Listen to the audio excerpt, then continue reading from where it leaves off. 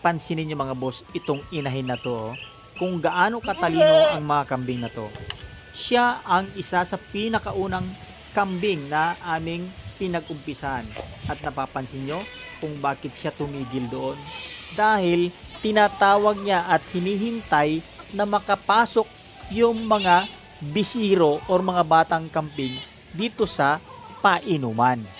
Nang sa ganon ay matuto na sila at alam na nila ang kanilang ginagawa para sila din ang susunod na mag-guide sa mga susunod pa na bisiro kung sakali na mawala, mamatay or ano pa man ang mangyari doon sa rena. Dahil wala kaming hari dito mga boss dahil yung mga barako namin ay nanggagaling sa labas.